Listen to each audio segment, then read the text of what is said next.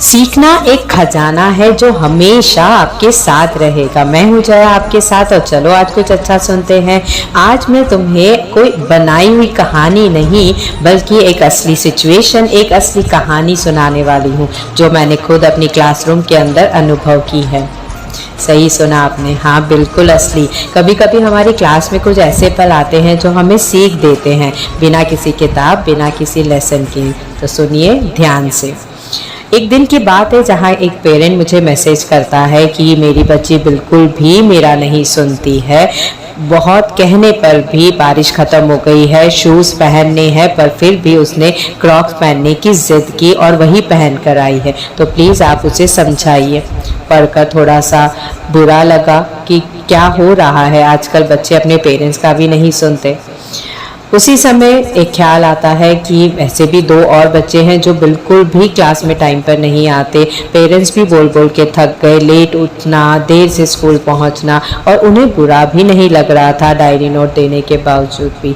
तो पेरेंट्स भी परेशान, हम भी परेशान कि क्या करना चाहिए बच्चों के साथ। बोलकर थक चुके थे हम सब। फिर तीसरी सिचुएशन जहाँ उसी दिन और वो बच्चा एक जो क्लासरूम में बिल्कुल सबको परेशान करता रहता है, सारे सब्जेक्ट टीचर्स को कुछ जो मन में आता है वो पूछता है, परेशान करके रखता है, दूसरे बच्चों को परेशान करता है, क्लासरूम में आवाज़ें करता है। ये दो तीन चीज़ें एक साथ होने पर थोड़ा सोच पे पड़ गई कि क्या करना चाहिए उनके साथ। डायरेक्टली बोलकर नहीं सुन रहे हैं तो क्या इन लोगों के साथ डिफरेंट स्ट्रैटेजीज की जाए। तो एसपीए में जब बच्चे गए थे तो बैठकर मैंने उन लोगों के लिए कुछ कहानियाँ सोची, और लास्ट पीरियड में मैंने उन्हें कहा आंखें बंद करने को, और ये छोटी छोटी सिचुएशन को कहानी के रूप में उन्हें सुनाना शुरू किया।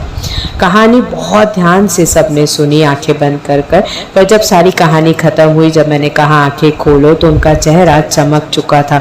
एक उम्मीद, मतलब इतनी खुशी उनके आंखों में दिख रही थी कि कितने ध्यान से उन्होंने ये कहानियाँ सुनी और उन्हें बहुत मज़ा भी आया।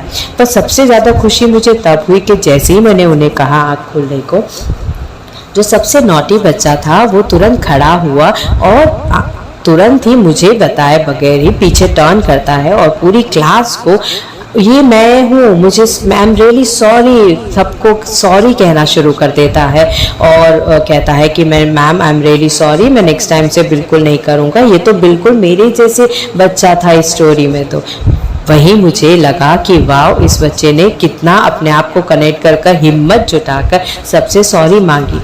दूसरे इंसिडेंट में मैं चाहती थी कि वो लड़की भी खड़ी होकर कहे, लेकिन उसने आंखें चुराई मुझसे और उसने बिल्कुल भी किसी की तरफ नहीं देखा। पर इस बात में ये अच्छा हुआ कि जो बाकी 3-4 बच्चे थे वो खड़े हो गए, कहने लगे मैम हम भी हमारे मम्मी पापा की बात नहीं सुनते, पर आई एम प्रॉमिस दैट हम नेक्स्ट टाइम हमेशा आपकी, अपने माता पिता की बात सुनेंगे। तीसरे में जहाँ 2 बच्चे लेट आया करते थे, उन्होंने भी आंखें चुराई, बिल्कुल भी मेरी तरफ नहीं देखा। मैं एक्सपेक्ट कर रही थी कि वो कुछ कहे, लेकिन सबसे ज़्यादा नेक्स्ट दिन वो बच्चे स्माइल करते हुए जल्दी क्लास के अंदर एंटर होते हैं और मेरे से उनकी आंखें मिलती है, एक स्माइल पास ऑन होती है जिससे वो बता रहा होता है मुझे कि मैम मैं ऑन टाइम हूँ। वही मेरी सबसे बड़ी जीत कहलाई। तब मुझे रियलाइज़ हुआ कि कभी कभी हमें इनडायरेक्टली भी बच्चों से काम करवाना आना चाहिए। ये बच्चे कभी कभी नाराज़ हो जाते हैं कि हम उन्हें डायरेक्टली क्यों कह रहे हैं, तो शायद थोड़ा सा हम अपना प्लान, थोड़ा सा स्ट्रैटेजी चेंज करके देखते हैं। क्या पता ये बच्चों में चेंजेस लाना ही ज़्यादा इम्पॉर्टेंट है हमारे लिए। कैसे आते हैं दैट इज़ ओके, राइट। तो ये सिचुएशन ने मुझे बहुत प्राउड फील करवाया कि 1%, मैं नहीं कहती कि पूरे 90% चेंजेस आएंगे बच्चों में, लेकिन जो 1% चेंज आया है वो भी बहुत बहुत है हमारे लिए।